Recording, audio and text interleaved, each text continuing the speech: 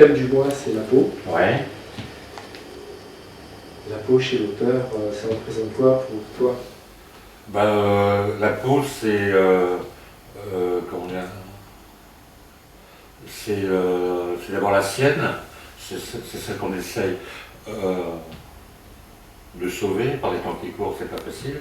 Puis c'est celle des autres, celle qui attire, celle qu'on a envie de caresser, et puis celle pour laquelle on a un peu comment dire, je trouve pas mes mots, de rejet. Voilà, donc c'est pour ça que j'ai intitulé ça La peau, histoire d'amour et de haine, puisque elle fait partie de notre vie, de nos désirs et de nos répulsions. D'accord, très bien. Voilà. Donc, rebonjour, séance numéro 3 sur la peau. Donc la peau, c'est, j'allais dire, un double sens. C'est d'abord, la peau, c'est la vie. C'est-à-dire si on regarde certaines expressions et des titres de films ou de romans, sauver ta peau, sauver sa peau, c'est sauver sa vie, j'aurai ta peau, c'est-à-dire je vais te mettre en quatre, pour la peau, pour la peau d'un flic, la mémoire dans la peau, etc. Donc la peau, c'est la vie, c'est-à-dire que c'est ce qu'on est, c'est ce qu'on a de plus précieux. Et ça peut être aussi, et c'est aussi la peau, c'est comment dire, l'enveloppe charnelle. Donc c'est ce qu'on a effectivement de plus précieux par-delà et j'allais dire au-dessus, par-dessus les os. La peau, c'est en fait ce qu'on voit, c'est-à-dire ce que les autres voient, c'est comment dire, le visage, c'est les mains, c'est ça peut être les jambes, etc. Donc c'est ce qui est, c'est comment dire, dans la vie de tous les jours, ce qui se donne à être vu. Et donc là, il y a deux possibilités, deux problématiques.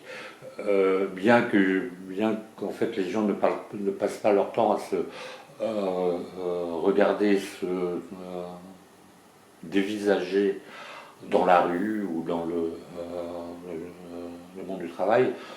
Donc sur le visage et sur les mains, etc. Par exemple, c'est ce qui est vu. Et donc là, il peut y avoir soit une espèce d'attirance comme ça de regard qui se porte, et soit vraiment de rejet et de répulsion, puisque par rapport aux critères, c'est assez proche, par exemple, des critères de beauté, tant beaucoup chez les femmes, mais chez les hommes aussi, qui changent par rapport aux modes. Et c'est vrai qu'on se doit d'avoir, paraît-il, soi-disant, un aspect physique absolument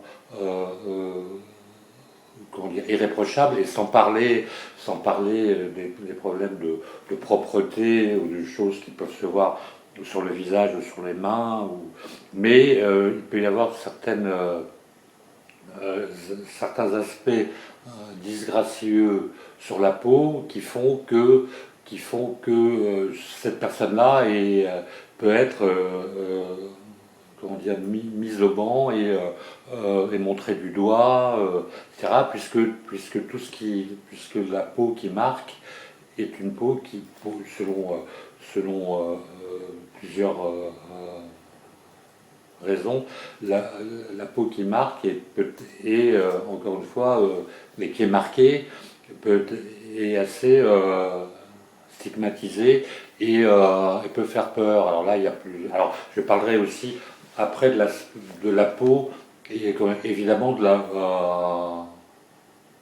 couleur de la peau, qui fait que de plus en plus, depuis longtemps, de plus en plus, selon la couleur de la peau des êtres humains, sont mis au banc, mis à l'index, violentés, torturés, etc. Donc les stigmates de la peau, que ce soit par exemple, si on prend quelqu'un qui s'est fait cogner et qui a comment dire, un œil au beurre noir, tout de suite, il y a une. Alors là, il peut y avoir pour l'œil au beurre noir, il peut y avoir une compassion, mais il y a tout de suite un fantasme et des questions qui se posent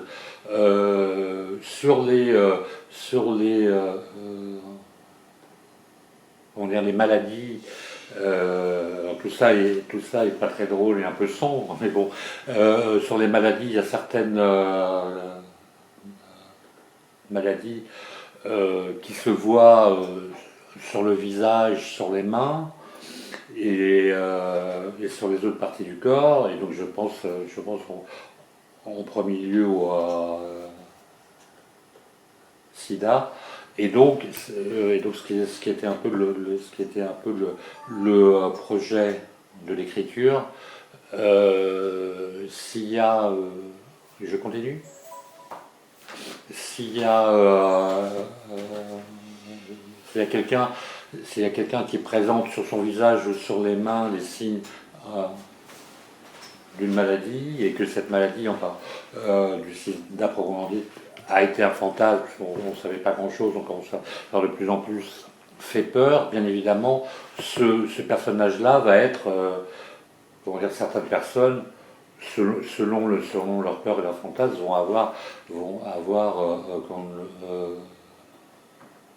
des réactions de peur, de rejet, etc. Donc maintenant peut-être un peu moins, mais les premières années, il y avait vraiment cette peur d'abord du contact et d'abord de la vision et puis du contact parce que, encore une fois, la peau, ce qu'on est, l'enveloppe charnelle, c'est ce qu'on on montre aux autres. Et dans cette société de représentation et de communication sans arrêt, comment dire, l'apparence est très importante et les moindres signes et les moindres marques de différence font appel tout de suite ont des conséquences encore une fois de fantasmes et de rejet. Donc les gens qui ont comment dire une apparence entre guillemets et en italique et entre parenthèses disgracieuse et peu conforme à la norme et à la règle, donc ça se voit sur le visage, encore une fois, sur la peau, etc. Il y a d'une manière comment dire, évidente un